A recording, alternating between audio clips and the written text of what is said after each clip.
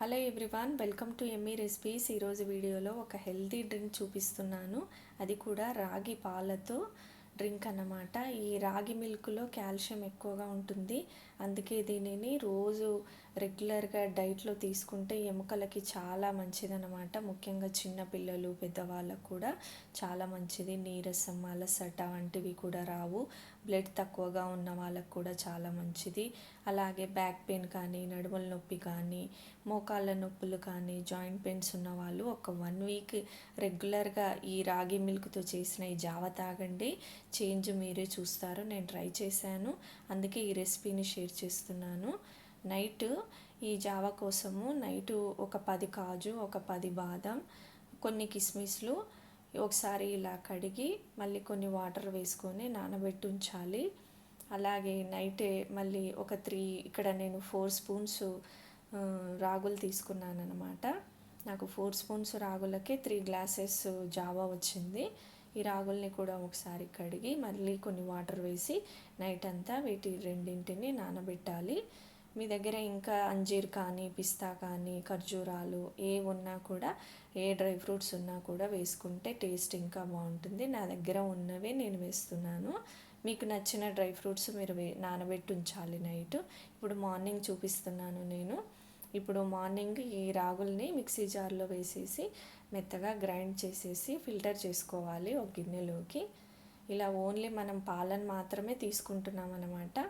ఈ పొట్టుని, ఈ గుజ్జుని ఏది కూడా తీసుకోవట్లేదు.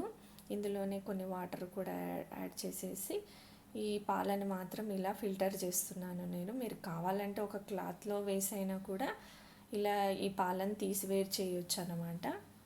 ఇప్పుడు మళ్ళీ ఒకసారి ఈ గుజ్జునంతా కూడా ఇందులోకి వేసేసుకుని మళ్ళీ కొన్ని వాటర్ వేసుకుని ఒకసారి గ్రైండ్ చేయాలి. ఇలా ఒక 3 టైమ్స్ చేసుకున్నామంటే మనకు ప్యూర్ మిల్క్ వచ్చేస్తుంది అనమాట.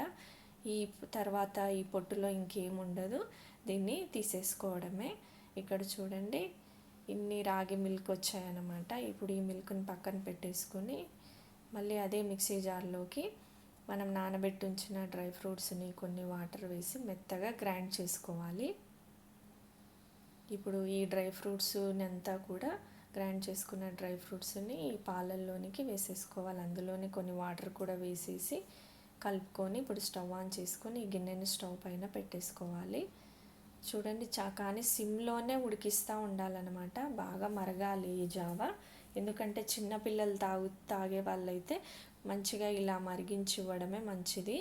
ఎందుకంటే కొందరికి అరుగుతుంది, కొందరికి అరగదు. కాబట్టి ఇలా మంచిగా ఉడికించి ఇవ్వడమే మంచిదన్నమాట. ఇప్పుడు ఇక్కడ పాలు యాడ్ చేశాను, ఒక గ్లాసు. ఇంకా చిక్కగా అనిపిస్తుందని కొన్ని వాటర్ కూడా వేసాను. మీరు కావాలంటే మొత్తం పాలు కూడా యాడ్ చేసేసుకోవచ్చు.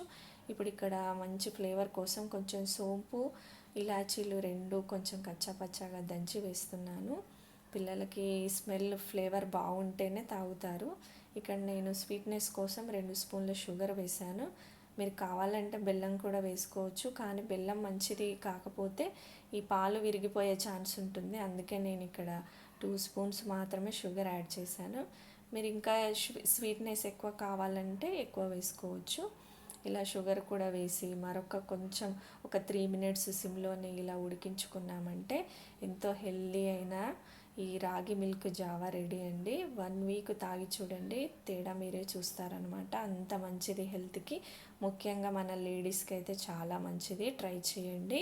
వీడియో కనుక నచ్చినట్టయితే ప్లీజ్ లైక్ చేయండి, షేర్ చేయండి, సబ్స్క్రైబ్ చేసుకోండి. Thank you for watching.